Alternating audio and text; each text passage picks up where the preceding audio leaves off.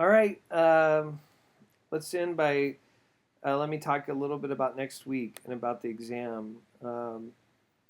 Again, I am so sorry I haven't been with you these last 2 weeks.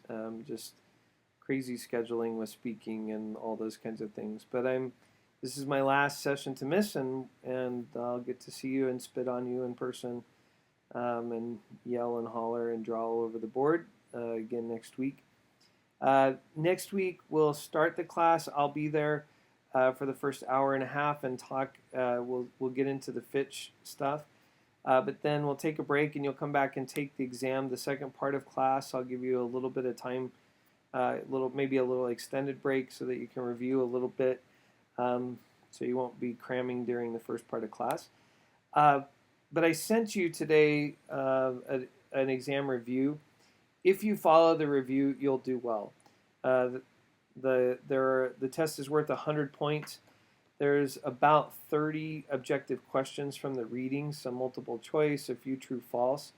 If you pay attention, if you read first of all, but if you pay attention to the review questions, both the ones I gave you and you might look at the review questions at the end of the book, both of those you'll do fine. I don't think there are any really tricky questions. I think they're asked in such a way that if you read the text and kind of got the main points that they're trying to make, that you'll do fine on that part of the exam. And then the questions from the lecture, I'll just tell you, the Genesis stuff is on there. You need to bring a Scantron for the first part of the exam, but a blue book for the second part.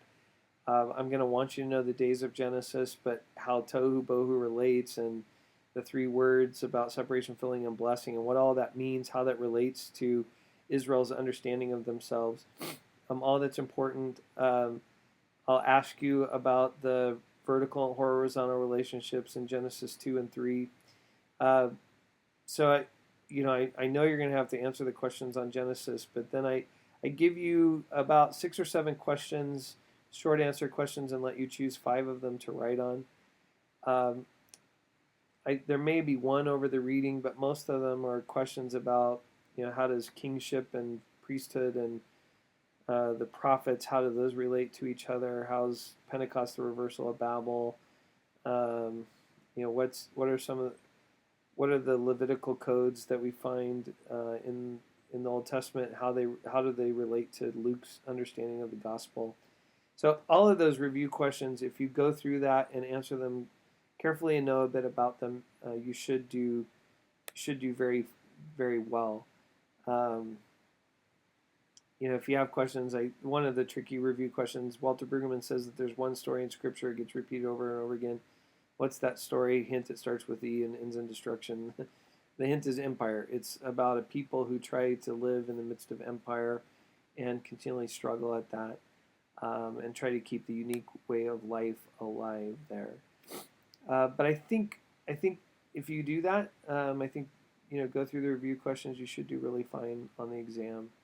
But it will be next week, and would love for you, if you get time, to at least get into the introduction and maybe the first chapter of Fitch for next week. Things move pretty fast in this semester, since we didn't have class the first week because class started on Wednesday. It's pretty compressed, but I think from here on out we'll do great. So again, thanks for your patience, and sorry that I've been gone these last 2 weeks, and you get to watch these weird videos with blank walls and me sitting in a leather chair somewhere in the world.